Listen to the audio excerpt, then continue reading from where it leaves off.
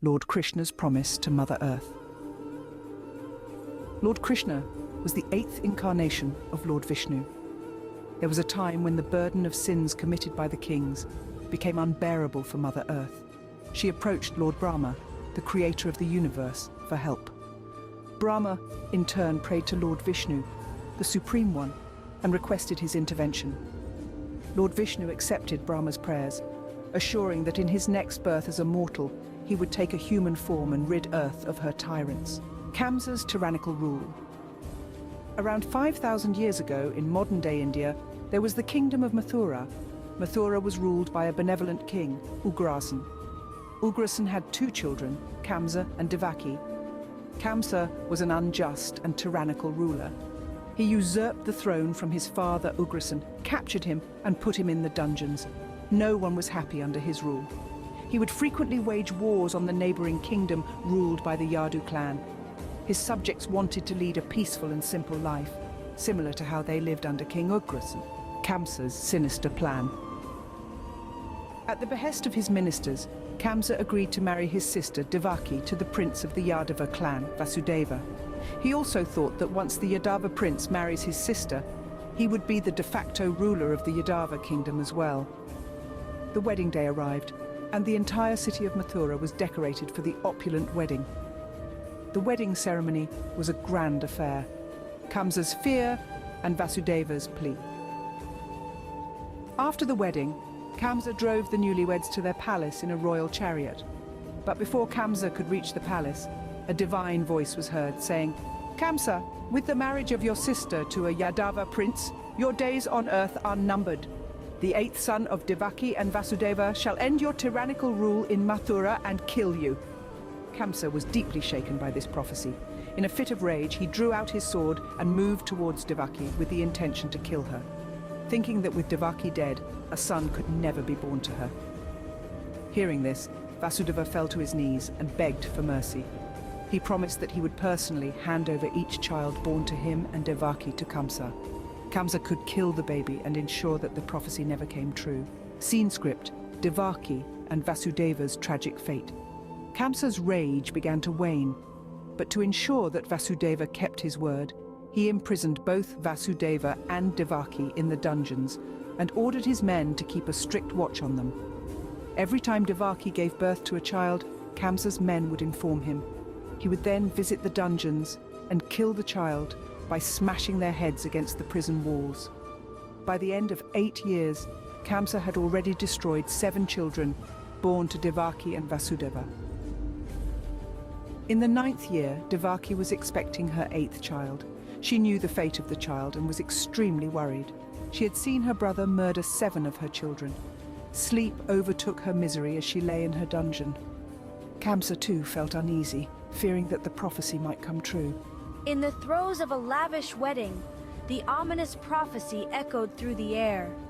"Kamsa, your end is near. The 8th son of Devaki and Vasudeva will bring your tyranny to an end." A chill ran down the spine of the cruel Kamsa. The prophecy had been foretold, and the seeds of the story were sown. Driven by fear and fury, Kamsa drew his sword against his sister, Devaki. Yet a plea for mercy from Vasudeva saved her. He promised to surrender each newborn to Kamsa, a desperate attempt to prevent the prophecy from coming true. Kamsa, still gripped by fear, imprisoned both Devaki and Vasudeva, ensuring a close watch on them.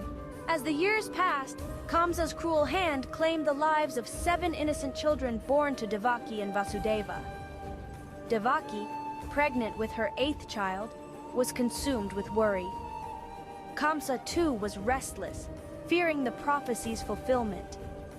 Then came a night unlike any other. The heavens roared with thunder, and the holy river Yamuna swelled and raged. At the stroke of midnight, Devaki gave birth to her 8th son. A brilliant light filled the prison cell, awakening Vasudeva. A divine voice instructed him to take this newborn to Gokul, to the house of his friend Nand, the head of the Gopa tribe. The voice directed Vasudeva to swap his son with Nand's newborn daughter. This way, the world would believe his son to be Nand's, ensuring his safety. As the divine light vanished, Vasudeva found the prison door miraculously open. With his son in a basket, he embarked on his fateful journey. And thus unfolds the tale of Kamsa, Devaki, and Vasudeva, a story of prophecy, fear, and sacrifice.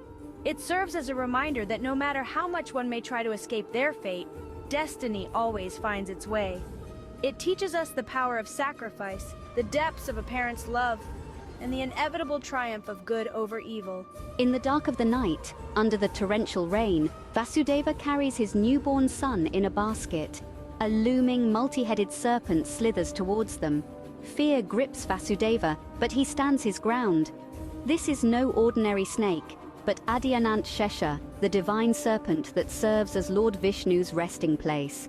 Sheshanag unfurls its massive hood, shielding Vasudeva and the child from the rain. Thus protected, Vasudeva crosses the river and finds his way to Gokul. His destination is his friend Nandraj's house. The doors are wide open, almost inviting him in. Inside, Nandraj and his wife Yashoda are sound asleep. A baby girl lies awake beside Yashoda, as if expecting him. With a heavy heart, Vasudeva places his son beside Yashoda and takes the girl into his arms. Kissing his son goodbye, he leaves, a piece of his soul left behind. Returning to the prison, Adishesha once again shields him from the relentless rain. In the prison cell, he places the baby girl beside his wife, Devaki.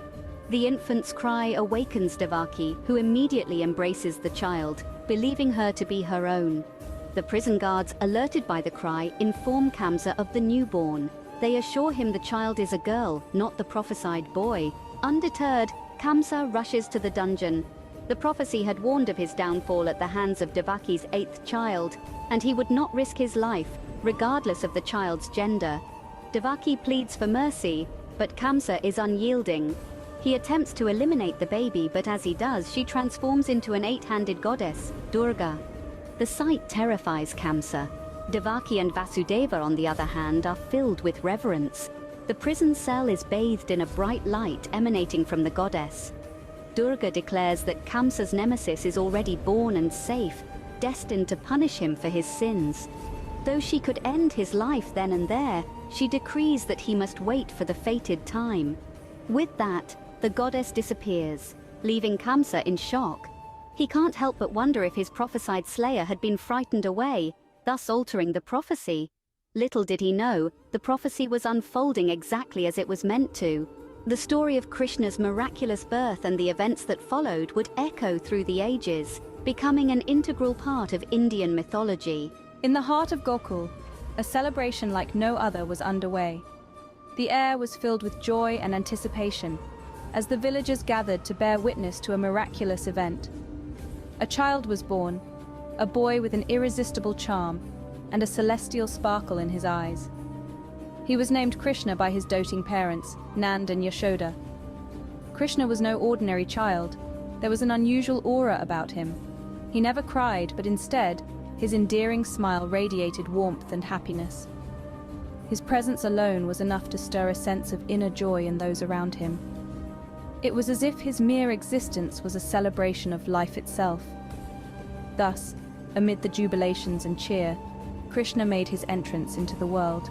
Yet the path of his life was not to be a smooth one.